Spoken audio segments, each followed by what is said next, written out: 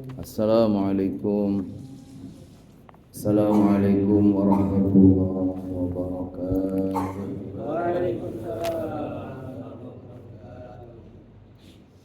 Alhamdulillah wassalatu wassalamu ala Rasulillah Sayyidina Muhammad ibn Abdullah wa ala alihi wa ashabihi wa man tabi'ahu wa wala.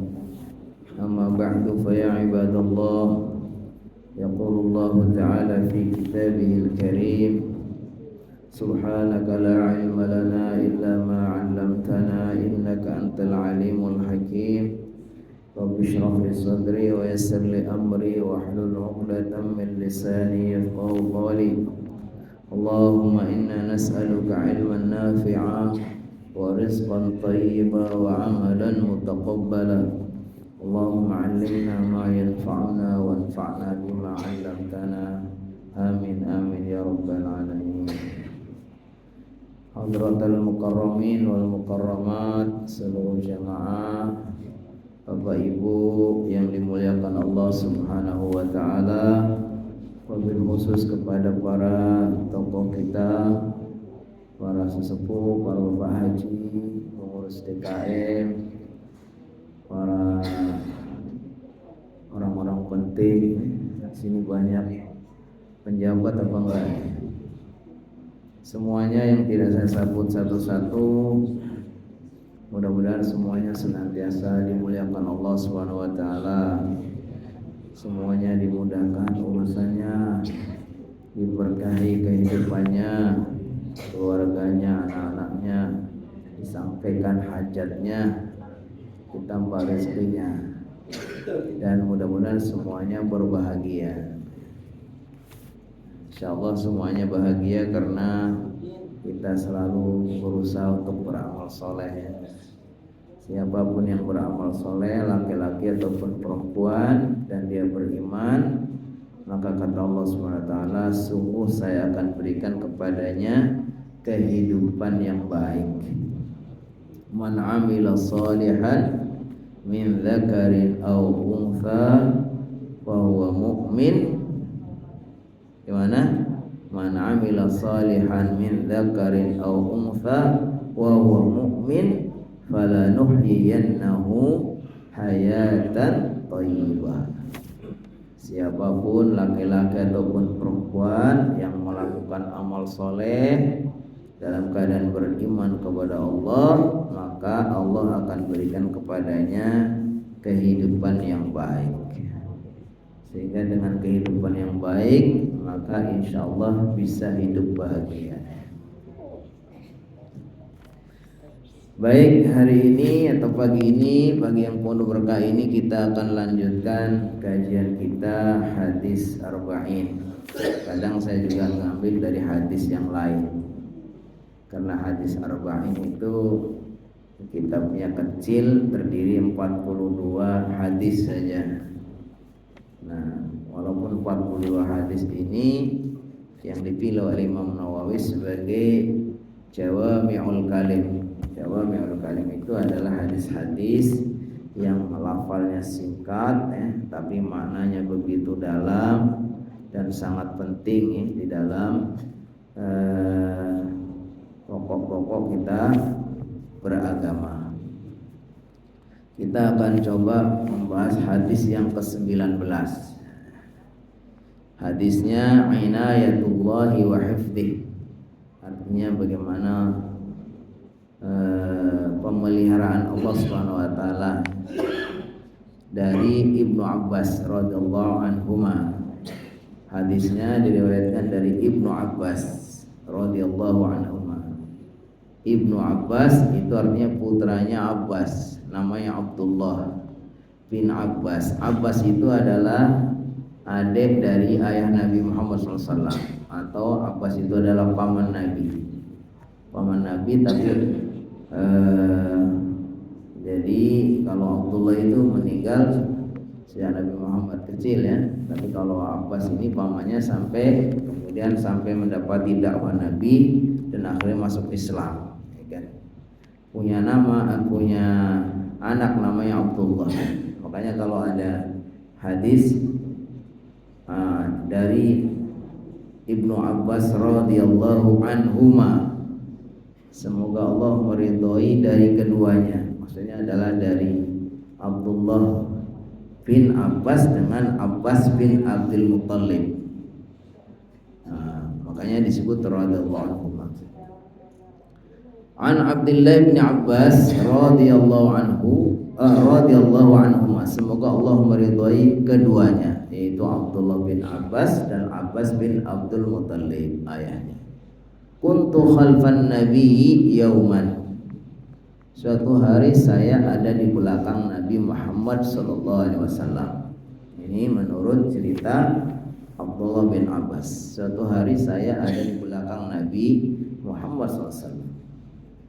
Apakah di belakang berarti sedang berjalan berduaan dengan Nabi, posisi Nabi Muhammad di depan, terus Abdullah bin Abbas di belakangnya? Boleh jadi, karena bunyinya kuntu khalfan nabiyyi yauman. Suatu hari saya ada di belakang Nabi Muhammad sallallahu alaihi wasallam. Tapi boleh juga yang lebih kuat adalah beliau di belakang dalam artian digonceng. Ini salah satu kerendahan hati Nabi Muhammad SAW. Sekian sahabat sering mendapatkan kesempatan untuk digonceng. Jadi naik satu kendaraan, naik kuda atau naik onta atau naik bigol ya, himar, kemudian menggonceng. Jadi Muhammad di depan, kemudian sahabat di belakangnya. Boleh jadi Ibnu Abbas ini memang di belakangnya dalam arti digonceng oleh Nabi Muhammad SAW. Dan itulah keistimewaannya Nabi Muhammad SAW. Disebutkan dalam penjelasan para ulama ada 30 sahabat lebih yang pernah digonceng oleh Nabi. Jadi kita bayangkan Nabi ini orang yang paling mulia, orang yang terbaik, orang yang sangat dihormati, yang luar biasa. Tapi begitu dekatnya ya masih suka gonceng. Beliau senang kumpul duduk sama para fakir wal masakin, orang-orang fakir, orang miskin, rakyat kecil gitu ya. Ini sangat sangat merakyat. Tapi tulus ya, bukan pencitraan. Ada orang yang pura-pura gitu bagus, pakainya yang sangat sederhana, kerjanya mengutin sampah, ikut sampah masuk gorong-gorong, tapi nggak bener niatnya, bukan ikhlas itu ya. Nabi Muhammad SAW itu gonceng sahabat-sahabatnya, bahkan bergaul dengan fakir miskin, tapi betul-betul beliau karena litawadhu, karena rendah hatinya, karena tawadhunya ya kan. Jadi Ibnu Abbas pernah digonceng oleh baginda Nabi. Lalu ketika itu baginda Nabi bersabda, "Ya ghulam, inni u'allimuka kalimatin." Wahai anak muda atau wahai remaja, ulam ini anak-anak tapi sudah agak gede. Ya mungkin 9 tahun, 10 tahun ya kan. Jadi Ibnu Abbas ketika Nabi Muhammad SAW sudah diangkat sebagai Nabi, udah umur 40 tahun lebih. Ibnu Abbas paling umur 10 tahunan, 9-10 tahun. Jadi ya ghulam, wahai anak muda, inni u'allimuka kalimatin. Saya akan mengajarimu beberapa kalimat, beberapa pesan. Ini cara baginda Nabi Muhammad SAW ketika hendak menyampaikan pesan atau kita mengajari sesuatu itu, dia punya cara untuk mendapat perhatian supaya orang yang mau dikasih nasihat ini betul-betul memperhatikan ya. Dengan cara, wahai anak muda, dipanggil dulu ya, mau nggak saya ajari kamu beberapa pesan. Nah, jadi ini jadikan metode kalau kita mau ngajar, mau berceramah atau yang lain itu, supaya dapat perhatian dari audien itu perlu kadang bertanya, kadang pakai cerita ya. Ada mungkin dengan pantun gitu ya, ya apa saja ya, supaya mendapatkan perhatian. Nah kalau Nabi Muhammad SAW dalam hal ini kepada Ibnu Abbas yang mengatakan mau enggak atau Perhatikan, saya akan menyampaikan beberapa pesan. Apa isi pesannya? Yang pertama, ihfadillaha yahfadka. Ihfadillah, jagalah Allah, yahfadka, maka Allah akan menjagamu. Ini sampai dengan rumus sebetulnya kan. Istilahnya kalau zaman sekarang ini konsep rumus bagaimana supaya kita mendapatkan keistimewaan, dapat penjagaan Allah. Caranya apa? Ihfadillaha yahfadka. Jagalah Allah, pasti Allah akan menjagamu. Kemudian ihfadillaha tajidhu tujahaka. Jagalah Allah, pasti engkau akan mendapatinya ada di depanmu. Ada di depanmu. Ini rumus yang kedua, kaidah yang kedua. Jagalah Allah, pasti Allah akan menjagamu. Jagalah Allah, pasti kau akan mendapatinya atau mendapati Allah ada di depanmu. Dalam riwayat lain ada bunyinya ta'arraf ilallahi firraha ya'rifka fisyiddah. Ta'arraf ilallah, kenalkan dirimu kepada Allah. Apakah karena Allah tidak kenal dengan kita? Bukan. Maksudnya di sini kita memperkenalkan diri dengan melakukan berbagai macam amal-amal soleh. Subuh, yang lain masih pada tidur, datang ke masjid, ya kan.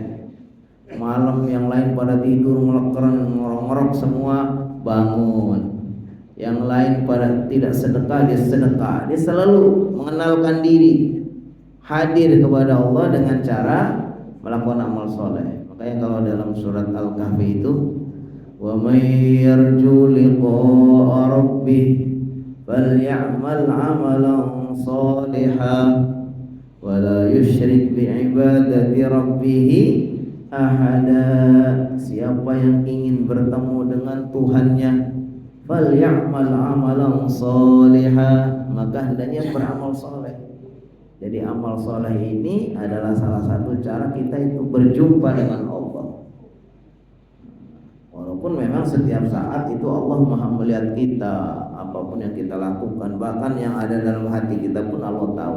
Tapi di sini dimaksud ta'arraf ilallah, kenalkan dirimu kepada Allah, ya'rif firraha, dalam kondisi mudah, lapang, senang. Ya, ya'rifka fi syiddah, maka Allah akan mengenalmu ketika dalam kondisi susah. Ya, jadi ketika kita dalam kondisi gampang, sehat, ya, rezekinya lapang, urusannya mudah, itu jangan sampai kita malahan lalai, ya kan? Walaupun kecenderungannya seperti itu ya. Hamba ini kalau lagi dikasih kemudahan justru semakin jauh dari Allah. Rezekinya gampang, jabatannya naik, fasilitasnya mewah, kadang malah juga lupa dengan Allah itu kan. Wa idza raqibu fil fulki da'u Allah mukhlishina lahu-d-din falamma najjahum ilal barri faminhum muqsid. Jadi disebutkan ya, ini memang perilaku manusia tabiatnya, sampai orang kafir pun begitu. Ketika mereka dalam kondisi aman, nyaman, lupa kepada Allah. Tapi ketika mereka dalam kondisi genting, naik kapal di tengah laut, tiba-tiba datang badai, digoncang sana sini, dia teriak-teriak, oh, siapa yang bisa menyelamatkan kecuali Allah. Baru saat itu dia ingat Allah, tolong ya Allah selamatkan ya. Begitu nanti udah selamat, kapalnya bisa minggir, lupa lagi ya. Kan gitu. Kita juga gitu kadang, kalau urusannya saya gampang, lancar semua, ada begitu kita susah gitu ya, kita bangun malam, kita berdoa ya kan. Padahal harusnya nggak kayak gitu. Ketika kita dalam kondisi lapang, jangan lupakan Allah, biar nanti ketika kita dalam kondisi susah, Allah akan menolong kita. Ta'arraf ilallahi firraha ya'rifka fisyiddah. Kenalkan dirimu kepada Allah dalam kondisi lapang, biar Allah nanti akan mengenalimu ketika dalam kondisi susah. Idza sa'alta fas'alillah. ketika engkau minta sesuatu, fas'alillah, mintalah kepada Allah. Jadi hakikatnya itu kita memang boleh minta kepada sesama, minta tolong, minta sesuatu, tetapi hakikatnya itu hanya sebab saja. Hakikatnya itu semua adalah dari Allah Subhanahu wa taala. Wa idza sta'anta fasta'in billah. Ketika engkau minta tolonglah kepada Allah Subhanahu wa taala. Jadi kalau kita minta sesuatu, mintalah kepada Allah. Kalau kita minta tolonglah kepada Allah. Artinya jangan sampai kita ini salah gitu ya. Bukan berarti kita dilarang untuk minta, kita tidak boleh minta tolong kepada yang lain. Tapi ketika kita minta atau kita minta tolong kepada orang lain, hakikatnya itu hanya wasilah saja. Hakikatnya kita minta kepada Allah. Karena orang itu kalau kita minta nggak akan ngasih kecuali hatinya digerakkan sama Allah SWT. Dijadikan, ya Allah, mudah-mudahan tetap mintanya kepada Allah. Wasilahnya bisa dengan saudara kita, teman kita, dengan atasan kita gitu. Makanya di sini disebutkan idza sa'alta fas'alillah. Ketika engkau mintalah kepada Allah. Wa idza sta'anta fasta'in billah. Kalau minta tolonglah kepada Allah Subhanahu wa taala. Ini diajarkan kita untuk betul-betul bertauhid dan bertawakal kepada Allah. Enggak boleh itu mengharapkan dari orang. Siap-siap kita untuk kecewa, siap-siap kita untuk sakit hati ya. Kalau kita ini banyak sekali berharap kepada orang. Yang ada kita kita kecewa. Makanya dalam Islam ini enggak terlalu baik itu, yang enggak boleh seperti itu kita minta-minta, gampang minta-minta, dikit-dikit minta tolong. Yang dalam Islam itu diajarkan jangan banyak tolong. Makanya disebutkan gimana itu? Ketika engkau idza ihtajta ila ghairika takun asira. Kalau kamu itu banyak minta kepada teman-teman kamu atau saudara-saudara kamu, maka kamu akan jadi tawanannya. Jadi orang kalau sudah banyak minta tolong kepada orang lain, dikit-dikit ini malah dibantu sama orang lain, itu kita udah langsung jadi hambanya, jadi tawanannya kita, seolah-olah nggak bisa berbuat apa-apa. Idza istaghnaita min akhika atau min ghairika takun nadhiro. Kalau kamu itu enggak pernah minta tolong, minta bantu kepada sesama, atau dalam arti tidak pernah ngerepotin minta-minta kepada saudara-saudara, maka engkau akan sejajar dengan dia. Kita punya teman kaya, penjabat, hebat deh, tapi kita enggak pernah minta tolong, enggak, macam-macam enggak. Maka dia walaupun dia hebat, dia kaya, dia penjabat, tapi ya sejajar dengan kita. Kita punya harga diri juga dong. Saya nggak ngerepotin dia kok. Walaupun dia penjabat, dia punya ini, saya nggak pernah. Saya mandiri. Maka dia akan sejajar dengan kita. Tapi kalau kita dikit-dikit minta, dikit ya kita udah jadi budaknya.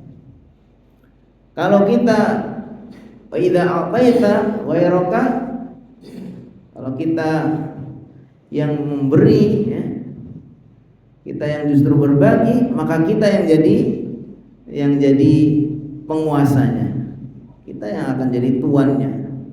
Jadi kalau kita banyak minta hajat yang lain, kita justru yang akan jadi tawanannya, jadi ya bisa jadi bawahannya yang kita tergantung kepadanya. Kalau kita tidak mau ngerepotin yang lain, tidak banyak minta tolong, kita akan sejajar dengan dia. Tapi kalau kita bisa memberi, justru kita yang akan menguasainya. Makanya katakan jawwi qalbaka yatba'ka. Buatlah itu anjing kamu itu butuh kepada kamu, lapar, kita kasih makan terus, maka dia akan tunduk padamu. Sama dengan itu. Jadi sini disebutkan kalau kita mintalah kepada Allah. Disebutkan di sini, saya bacakan. isyaratun ila annal 'abda la yanbahi lahu an yu'alliqa sirrahu bi ghairillah. Ini adalah pelajaran bahwa seorang hamba tidak seharusnya menggantungkan rahasianya atau hatinya kepada selain Allah. Kita kadang memang tidak bisa melakukan sendiri, yang butuh bantuan orang lain, tapi jangan sampai hati kita kemudian tertawan kepadanya. Tetap saja kita harus kepada Allah. Bal yatawakkalu alaihi fi sa'iri umurihi, tapi hendaknya dia bertawakal kepada Allah dalam segala urusannya. Summa in kanatil hajatul lati yas'aluha lam tujzi'il 'adat bi juryaniha ala aidi khalqihi. Kalau umpamanya hajat yang kita minta itu adalah tidak akan bisa berlaku atau tidak bisa terjadi kecuali dengan wasilah makhluknya. Kalau kita minta pekerjaan, minta sesuatu dan seterusnya, itu mungkin kita langsung ya bisa minta kepada. Tapi kalau mintanya itu sesuatu yang tidak bisa terjadi karena wasilah seorang makhluk, katalabil hidayah, kayak minta hidayah. Hidayah itu petunjuk. Itu petunjuk kan ada dua. Ada petunjuk ilmu, ada petunjuk taufik namanya. Hidayatul ilmi wa hidayatul taufik. Kalau petunjuk ilmu dalam artian orang bisa jadi paham, tahu ini benar, ini salah, ini baik, ini buruk, mungkin bisa diajari oleh orang lain.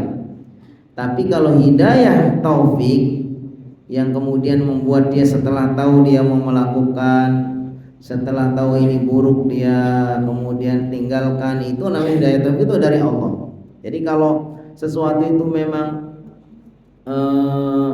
datangnya dari Allah, seperti minta hidayah taufik, minta pemahaman Al-Quran, minta sembuh dari sakit, minta diselamatkan dari bala dan seterusnya, maka kita langsung mintanya kepada Allah.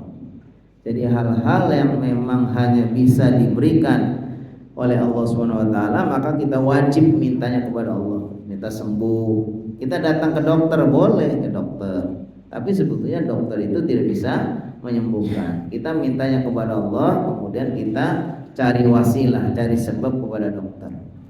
Minta rizki itu datangnya dari Allah, tapi kita untuk mendapatkannya ya dengan cara apa?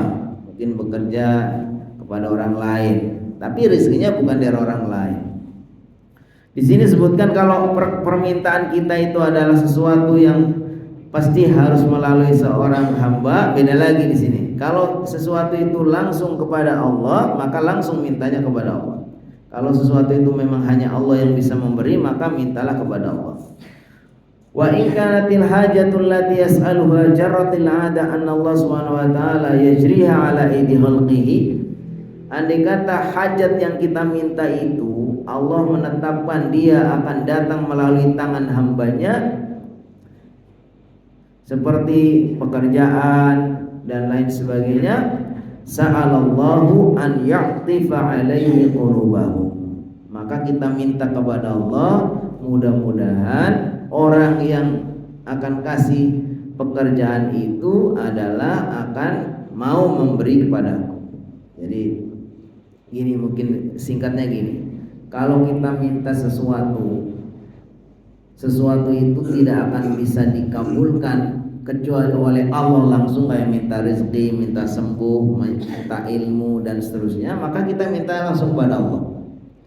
Tapi kalau kita minta sesuatu yang tidak akan datang kecuali wasilahnya sama hamba atau kepada makhluk, maka kita minta kepada Allah kiranya hamba ini atau makhluk ini mau mengikuti, mau memenuhi permintaan kita, begitu gampangnya. Pokoknya kita mau minta pekerjaan, ya kita ngelamar dengan niat ya Allah kiranya nanti lamaran ini bisa diterima oleh si fulan. Kiranya Allah tundukkan apa sih hati fulan ini supaya memenuhi hajatku. Intinya begitu. Jadi ketika kita minta tolong, maka minta tolonglah kepada Allah. Wa'lam, dan ketahuilah annal ummata, sesungguhnya umat ini Lawijtama'at, andai kata mereka berkumpul, ala an yanfa'uka bisyai'in, agar mereka memberikan manfaat kepadamu dengan sesuatu, lam yanfa'uka, mereka tidak akan bisa memberi manfaat kepadamu illa bisyai'in, kecuali dengan sesuatu qad katabahullahu laka, yang telah Allah tetapkan kepadamu. Jadi maksudnya ini kita bicara tentang takdir. Jadi sebetulnya kita memang diperintahkan untuk usaha, kita bekerja, kemudian berdoa, berusaha. Tapi ingatlah bahwa semua yang terjadi itu pasti tidak akan keluar dari takdir Allah.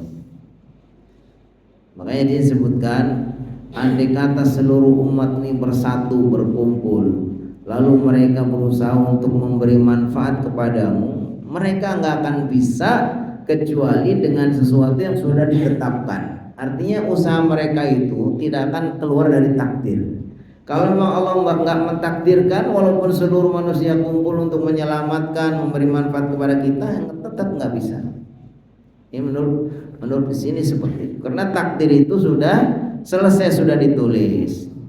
Wa in istama'u, andai para umat tadi itu berkumpul, ala an yadurruka bisyai'in, agar memberi madarat, memberi bahaya kepadamu dengan sesuatu, lam yadurruka illa bisyai'in qad kataballahu alaika, kecuali mereka tidak akan bisa, ya, lam yadurruka bisyai'in, mereka tidak akan bisa memberikan bahaya dengan sesuatu kepadamu illa bisyai'in qad kataballahu alaika, kecuali dengan sesuatu yang memang sudah ditetapkan sama Allah. Artinya mereka mau berusaha untuk melakukan kebaikan juga nggak akan berhasil kecuali sesuai dengan ketetapan Allah. Mereka akan memberikan kejelekan, keburukan, mencelakakan kita juga nggak akan bisa berhasil kecuali seperti apa yang sudah ditetapkan oleh Allah Subhanahu wa taala. Rufi'atil aqlam, sungguh pena-pena sudah diangkat. Wajafatis suhuf, dan sungguh lembaran-lembaran itu sudah kering. Ini artinya kita menjalani apa yang sudah Allah tetapkan, ya, di dalam takdir. Di dalam takdir. Karena apa? Karena pena-pena itu sudah diangkat. Ibaratnya penulisan takdir itu sudah selesai. Wajafatis suhuf, dan lembaran-lembaran tulisan kehidupan kita ini, takdir kehidupan kita sudah kering, penanya sudah diangkat, tinta lembaran-lembaran itu sudah kering. Rawahu Tirmidzi, ini hadis riwayat Tirmidzi, haditsun hasan, hadis hasan. Kemudian disebutkan dalam riwayat yang lain ada penambahan, wa'lam annama akhta'aka lam yakun liyusibaka, dan ketahuilah sesungguhnya apa-apa yang luput darimu, lam yakun liyusibaka, tidak akan pernah mengenai dirimu. Jadi sesuatu yang sudah ditetapkan dia tidak akan mengenai kita, pasti tidak akan mengenai. Wa ma asabaka lam yakun liyuhdiyaka, apa-apa yang sudah ditetapkan akan mengenai kita, pasti kita juga tidak akan bisa menghindar. Nah, wa'lam annan nasra, dan ketahuilah bahwa sungguhnya kemenangan itu, pertolongan itu, ma'as sabri, bersama dengan kesabaran. Wa annal faraja, dan sungguhnya kelapangan atau kemudahan, ma'al karbi, itu bersama dengan kesulitan. Wa anna ma'al usri yusron, sungguhnya bersama kesulitan ada kemudahan. Ya, jadi ini adalah hadisnya lumayan agak panjang, tapi ini juga termasuk hadis-hadis yang jawami'ul kalim. Jadi lafalnya dianggap pendek, singkat, tapi maknanya begitu dalam. Saya akan jelaskan sedikit penjelasan dari yang tadi, yang di depan. Ihfadillaha yahfadka, jagalah Allah maka Allah akan menjagamu. Maksudnya apa? Apakah kita harus menjaga Allah? Bukannya Allah itu maha puasa nggak butuh kepada penjagaan kita, nggak butuh kepada sesuatu dari kita kan. Tapi maksudnya di sini kita baca ihfad awamirahu, yaitu dengan cara menjaga perintah-perintahnya, wa nawahiyahu dan larangan-larangannya, wa hududahu dan batasan-batasannya. Jadi yang dimaksud kita menjaga Allah itu seperti yang tadi pesankan oleh Nabi Muhammad kepada Ibnu Abbas, ihfadillaha yahfadka, jagalah Allah maka Allah akan menjagamu. Di sini adalah perintahnya apa? Menjaga perintah-perintahnya. Kalau kita diperintahkan untuk sholat 5 waktu, hafidhu ala salawati was salatil wusta wa qumu lillahi qanitin. Kita diperintah sama Allah untuk menjaga sholat kita, maka kita betul-betul perhatikan nih sholatnya dijaga, sholat 5 waktu kita hadir ya, syukur-syukur bisa berjamaah lengkap di masjid, syukur-syukur bisa dilengkapi dengan apa? Qobliyah, ba'diyahnya dan seterusnya. Nah, itu berarti kita menjaga.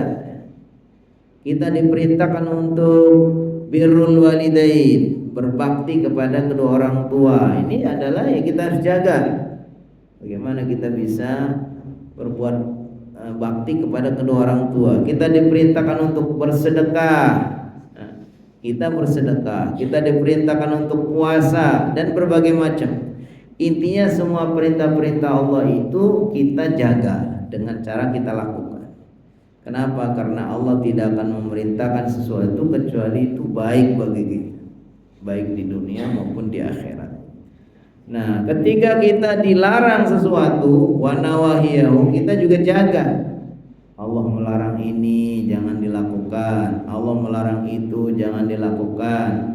Ini yang halal, ini yang haram. Kita perhatikan ya, disebutkan dalam hadis, innal halala bayyinun wa innal harama bayyinun wa bainahuma umurun mushtabihatun la ya'lamuhunna katsirun minan nas wa man waqa'a fi syubhat waqa'a fil haram. Jadi agama ini sudah jelas yang halal mana, yang baik-baik yang diperintahkan ya kan, mana yang haram, mana yang jelas-jelas buruk dilarang. Memang ada perkara-perkara yang antara keduanya itu agak syubhat ya, kurang jelas.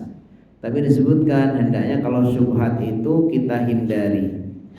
Wa man waqa'a fi syubhat waqa'a fil haram. Sungguhnya orang yang terjerumus kepada syubhat itu sudah sama terjerumus kepada yang haram ya. Makanya kalau kita tidak tahu hukum sesuatu, kita bertanya. Kalau kita tanyakan ini ternyata syubhat ya, jawabannya kurang jelas hukumnya. Jadi kalau yang halal bayin itu sesuatu yang halal sudah jelas-jelas ada penjelasannya ini halal. Kemudian yang haram juga sudah ada penjelasannya. Kalau ada perkara yang syubhat ini disebutkan hendaknya kita juga hindari, karena orang yang terjerumus kepada syubhat itu sudah terjerumus kepada yang haram. Intinya ketika kita menjaga Allah Subhanahu wa taala dengan cara menjalankan perintahnya, menghindari larangannya, melakukan hal-hal yang halal ya, meninggalkan hal-hal yang haram, maka kalau kita betul-betul seperti itu apa?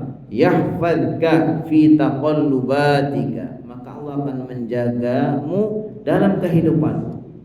Bagaimana setiap kita, aktivitas kita dalam hidup ini akan Allah jaga ya kan ya. Karena apa? Karena kita menjaga Allah Subhanahu wa taala dengan menjalankan perintahnya, menjauhi larangannya. Wa fi dunyaka, dan dalam duniamu, wa akhiratika, dan akhirat kamu. Jadi kerjaan kita atau kegiatan-kegiatan kita juga dijaga, kemudian di dunia kita juga dijaga, dan akhirat kita dijaga. Jadi balasannya berarti berlipat ya. Ketika kita bisa menjaga Allah, tentu amal-amal kita akan dijaga. Dalam artian kita insya Allah dijaga, mulut kita juga tidak ngomong yang sembarangan ya kan. Tangan kita tidak akan melakukan hal yang sembarangan, yang kita hanya dijaga untuk melakukan yang baik-baik kan. Kemudian ya semua tubuh kita mungkin akan dijaga sama Allah Subhanahu wa taala, tidak dimasuki hal-hal yang haram karena kita bersungguh-sungguh menjaga. Makanya dalam hadis berikutnya kan, ihfadillah tajidhu tujahaka. Jagalah Allah, kau akan mendapatinya ada di depannya. Allah di depannya itu maksudnya adalah kinayah bahwa Allah itu tidak akan membiarkan kita jalan salah, jalan sendiri kamu, enggak. Tapi Allah ada di depan kita. Jadi apa yang kita lakukan itu berdasarkan petunjuk Allah, ya kan? Apa yang kita lakukan insya Allah dijaga sama Allah Subhanahu wa taala. Karena apa? Karena Allah tidak membiarkan kita, tapi Allah ada di hadapan atau ada di depan kita. Jadi apa yang kita lakukan itu dibimbing sama Allah Subhanahu wa taala. Wa qala Allah taala, Allah berfirman, man amila salihan, siapapun yang beramal soleh, min dzakarin, dari orang laki-laki, au untha, atau orang perempuan, wa huwa mu'min, dan dia beriman, falanuhyiyannahu hayatan thayyibah, sungguh saya akan berikan kepadanya hayatan thayyibah, kehidupan yang baik. Ini garansi dari Allah. Ketika kita menjaga Allah dengan melakukan amal-amal soleh tadi, Allah akan memberikan kepada kita hayatan, kehidupan thayyibatan yang baik. Kehidupan yang baik ini artinya apa? Kehidupan dalam penjagaan Allah. Makanya para ulama menjelaskan apa yang dimaksud hayatan thayyibah. Kata para ulama itu mencakup 3 kriteria. Jadi rasakan kita itu sudah mendapatkan hayatan thayyibah bila kriteria 3 ini dipenuhi. Apa yang pertama? Hayatun mali'atun birridha biqada'illah, yaitu hidup yang dipenuhi rasa ridho terhadap takdir Allah. Jadi namanya takdir itu sudah ditetapkan tadi. Rufi'atul aqlam wa jaffatis suhuf, sungguh pulpen sudah diangkat, penulisan sudah selesai, lembaran-lembaran tintanya itu sudah kering. Makanya sebetulnya takdir ini sudah ditetapkan. Dalam rukun iman itu apa? Wal imanu bil qadari khairihi wa syarrihi min Allah. Beriman kepada qadar yang baik maupun yang buruk itu semua dari Allah. Tapi sebetulnya baik dan buruk itu menurut versi kita saja. Karena hal-hal yang menyenangkan kita anggap baik, hal-hal yang menyesakkan kita anggap buruk. Tapi hakikatnya takdir itu adalah baik semua. Karena apa yang ditakdirkan kepada seseorang, orang beriman itu semua baik. Makanya kata Rasulullah SAW, ajaban li amril mu'min inna amrahu kullahu lahu khair, wa laysa illa lil mu'min in asabahu sarra'u syakara fakana khairul lah, wa in asabahu dharra'u sabara fakana khairul lah.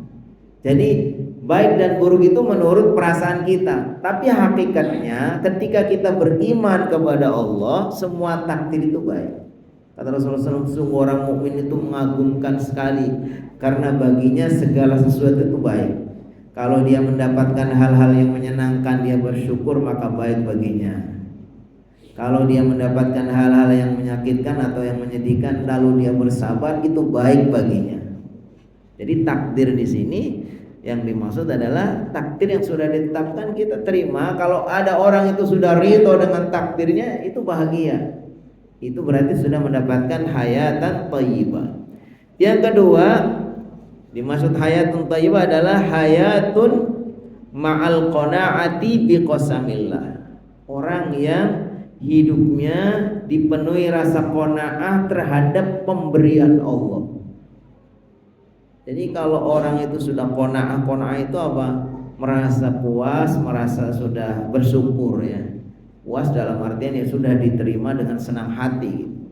Biqasamillah, dengan pemberian Allah. Kita semua itu kan semua bisa jadi kayak gini kan semua kan dari Allah. Kita kan dulu terlahir nggak punya apa-apa, nggak tahu apa-apa, lalu sekarang menjadi seperti ini, semua kan dari Allah. Dan kita harus terima itu kan. Al khairu makhtarahullah. Yang terbaik adalah apa yang Allah pilihkan. Kadang kita memang bermimpi, oh saya kepengen jadi ini, tapi belum Allah sampaikan, ya itu yang terbaik. Saya kepengen seperti ini, kepengen seperti itu. Mimpi saya ini belum kesampaian. Kalau udah kita berusaha keras kemudian belum kesampaian, yakinlah itu yang terbaik. Jangan-jangan Allah nggak menghendaki kalau kita jadi penjabat, jangan-jangan kita memang nggak mampu, nggak baik bagi kita. Jadi penjabat akhirnya berubah jadi penjahat, ya kan? Nah, jangan-jangan gitu, kenapa sih saya kepengen jadi orang kaya kok nggak kaya-kaya? Jangan-jangan kita nggak siap itu. Kalau kita jadi orang kaya bukan menjadi orang yang baik, ya kan? Jadi orang-orang yang bisa qanaah terhadap apa yang Allah berikan ini, itulah orang yang punya potensi untuk mendapatkan hayatan thayyibah, kehidupan yang baik. Karena semua itu datang dari Allah. Wallahu akhrajakum min butuni ummahatikum la ta'lamuna syai'a wa ja'ala lakumus sam'a wal absara wal af'idata la'allakum tashkurun. Dulu kalian dilahirkan dari perut ibu kalian nggak tahu apa-apa, nggak punya apa-apa. Lalu Allah berikan segalanya, diberikan penglihatan, pendengaran, lalu kita pinter, lalu kita kaya.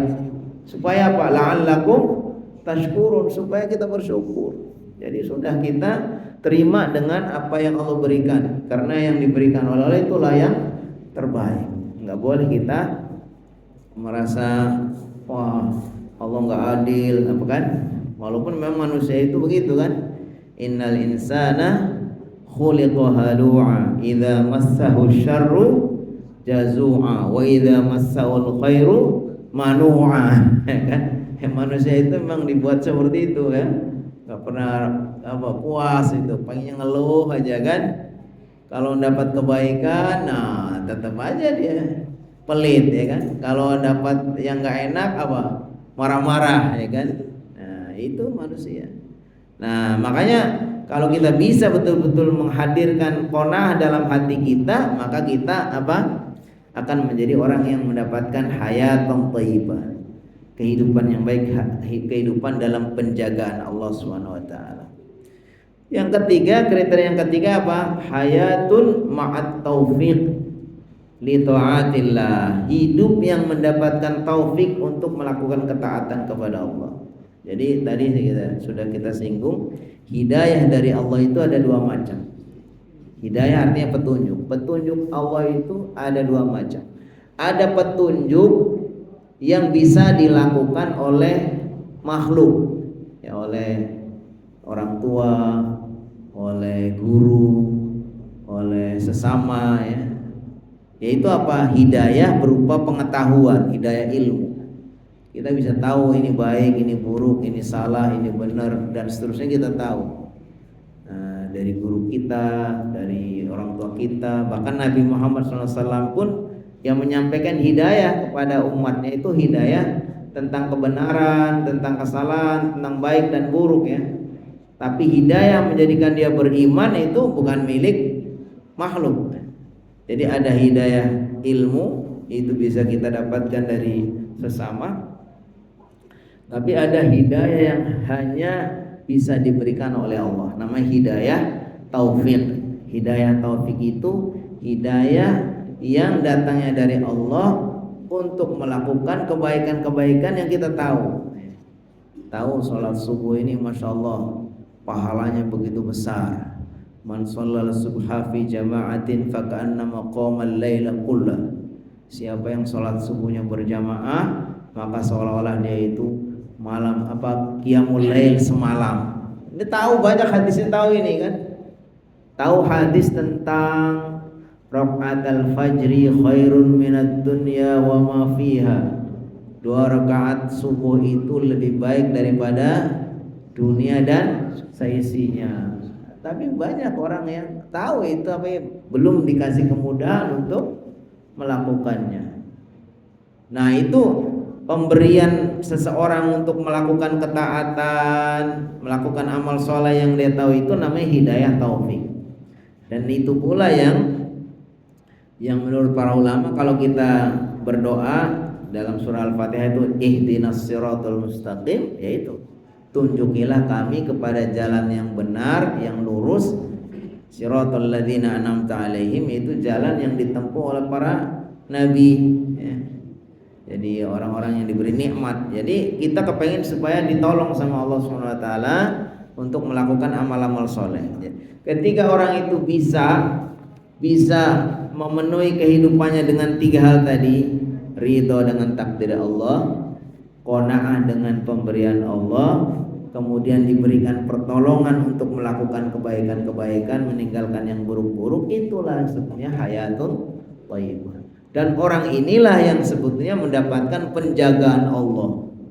Kenapa? Karena kita menjaga, ihfazillah yahfazka. Jagalah Allah, pasti Allah akan menjagamu. Ihfazillah tajidhu tujahaka. Jagalah Allah, pasti Allah akan ada di hadapan, dalam artian Allah akan membimbing. Tidak didorong, udah kamu jalan sendiri, ya kita kesesat kita. Tapi dituntun sama Allah. Ayo kesini begitu. Nah, ini adalah gambaran kalau kita bisa menjaga Allah Subhanahu wa taala. Jadi ada pemberian, tapi pemberian yang orang menyebutnya apa? Istidraj. Istidraj itu diibaratkan ya diberi, tapi sebetulnya pemberian yang akan justru mencelakakan dia. Ini seolah-olah ya sudah kamu jalan sendiri, kamu depan sana, ya kesasar kita kan. Beda kalau mamanya kita dapatkan Allah di hadapan kita, di depan kita dituntun, diarahkan. Jadi apa yang kita lakukan itu akan sesuai dengan petunjuk Allah Subhanahu wa taala. Ini barangkali yang kita kaji hadis arba'in yang ke-19. Mudah-mudahan apa yang kita pelajari insyaallah bermanfaat. Mungkin tinggal sebentar lagi akan syuruk. Bila ada yang mau menambahkan atau menyampaikan sesuatu, falyatafaddal masykuran. Oh, silakan. Assalamualaikum. Waalaikumsalam warahmatullahi wabarakatuh. Berapa penting kita membangun persahabatan spiritual yang kepada kaum muslim? Terima kasih.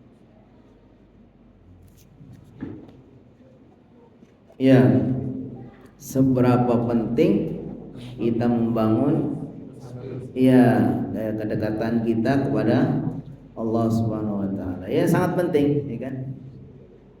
Karena hakikatnya setiap saat ya tidak ada sesuatu yang kita lakukan kecuali Allah itu apa? Wa ma yalfidhu min qaulin illa ladaihi raqibun atid. Tidak ada suatu kata-kata, satu perbuatan apapun kecuali memang ada dijaga sama Allah Subhanahu wa taala, dicatat sama Allah Subhanahu wa taala. Jadi kita memang harus membangun kedekatan kepada Allah, itu yang paling penting. Dan itulah yang disebutkan puncak dari agama. Makanya kalau kita membaca namanya maratibul Islam. Tingkatan-tingkatan dalam Islam itu yang pertama disebut dengan Islam, yaitu amalan-amalan kita yang sifatnya lahiriah. Di Islam ini, dalam agama itu dianggap sebagai derajat yang paling rendahnya. Kenapa? Karena amalan-amalan kita hanya berupa amalan-amalan yang fisik saja. Syahadat, sholat, zakat, puasa, haji, ini dianggap amalan-amalan fisik. Bukan berarti nggak penting, tapi maksudnya ini tingkatannya adalah tingkatan yang paling bawah, karena bisa dilakukan oleh orang muslim, bahkan orang kafir bisa. Orang kafir pura-pura munafik, pura-pura Islam kan, dia mengucapkan syahadat, dia pura-pura gitu kan. Waktu zaman Nabi banyak orang-orang munafik itu ikut bersama Nabi, tapi sebetulnya mereka wa idza khalau ila syayatinihim qalu inna ma'akum innama nahnu mustahzi'un. Kalau mereka sedang bersama Nabi pura-pura kayak orang Islam, ikut sholat apa ini kan, begitu nanti sudah keluar dari golongan ini, mereka kembali kepada kelompoknya, ya dia kami hanya gurauan aja, sana pura-pura aja kan. Nah, makanya Islam ini dalam artian amalan-amalan lahiriah itu dianggap amalan yang paling sederhana, karena bisa dilakukan oleh orang muslim, bahkan orang kafir pun bisa. Maka kemudian ada yang lebih tinggi lagi namanya iman. Iman itu adalah rukun iman, itu mulai dari apa? Beriman kepada Allah, malaikat, kitab, apa kan? Kemudian Rasul, kemudian hari kiamat, kemudian qada dan qadar. Ini tidak akan bisa dilakukan kecuali oleh orang beriman, karena ini pekerjaan hati. Boleh kita itu berpura-pura sebagai muslim dan seterusnya, tapi kalau hatinya nggak beriman, nah makanya dalam banyak hal penjelasan bahwa iman itu lebih tinggi daripada Islam. Ketika Rasulullah SAW didatang oleh orang Badui, qalatil a'rabu amanna, orang-orang Badui mengatakan, wahai Rasulullah, kami telah beriman. Apa kata Rasulullah SAW? Qalu bal lam tu'minu walakin qulu aslamna. Kalian belum beriman tapi baru Islam, ya kan? Jadi iman ini lebih tinggi, ya, lebih tinggi dalam artian dia itu melakukan amalan-amalan batin, yaitu hati, amalan hati, beriman kepada Allah, malaikat dan seterusnya. Nah, ada yang lebih tinggi derajatnya lagi, namanya ihsan. Ihsan itu adalah tadi bagaimana orang itu melakukan ibadah, melakukan amalan-amalan ini, baik amalan hati maupun amalan badan, dan merasa bahwa begitu dekatnya dengan Allah Subhanahu wa taala. Bagaimana kita merasa dekat dengan Allah? Itu disebutkan ihsan. Makanya disebutkan al-ihsanu an ta'budallaha ka'annaka tarahu fa illam takun tarahu fa innahu yaraka. Ihsan itu derajat agama yang paling tinggi. Islam, iman, kemudian ihsan. Ihsan itu apa? Yaitu engkau beribadah kepada Allah seolah-olah engkau melihatnya, walaupun engkau tidak bisa melihatnya, tapi engkau yakin bahwa Allah itu melihat. Jadi ini derajat agama yang paling tinggi. Bagaimana pentingnya kita merasa membangun spiritual kita kepada Allah SWT dengan cara apa tadi? Membangun ibadah kita, merasa ibadah-ibadah kita itu selalu apa? Betul-betul diawasi. Gerak-gerik langkah kita itu betul-betul Allah Maha tahu. Yaitu apabila engkau melakukan ibadah, ya, hampir atau seolah-olah engkau melihatnya, walaupun itu memang tidak mungkin kita melihat Allah, tapi kita yakin, ya, Allah melihatnya. Disebutkan bagaimana? Bagaimana? Jadi Allah menciptakan aqrabu min laqad khalaqnal insana. Bagaimana itu? Intinya Allah itu lebih dekat dari aqrabu min hablil warid. Allah itu lebih dekat daripada urat leher kita. Maksudnya kita merasa begitu dekat dengan Allah Subhanahu wa taala. Jadi intinya kita yang paling penting memang inti dari kita beragama itu bagaimana juga kita bukan ibadah kosong, ya, gerakan-gerakan fisik kita sholat tapi kelihatannya kosong, ya kan, nggak menghadirkan hati. Jadi harusnya kita tiga-tiganya tadi, badan-badan kita ini mengerjakan amal soleh, hati kita juga hadir dan kita merasa ada kedekatan kita kepada Allah Subhanahu wa ta'ala.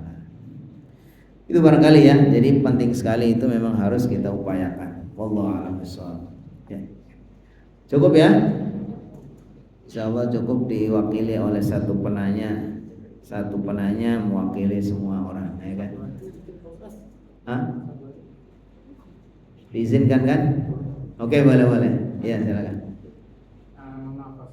Jadi gini, perbedaan orang muslim pada saat dia meninggal kan disidang Ustaz. Dia mungkin akan ditanya 3 pertanyaan Ustaz. Tapi kalau orang kafir mungkin dia bertanya,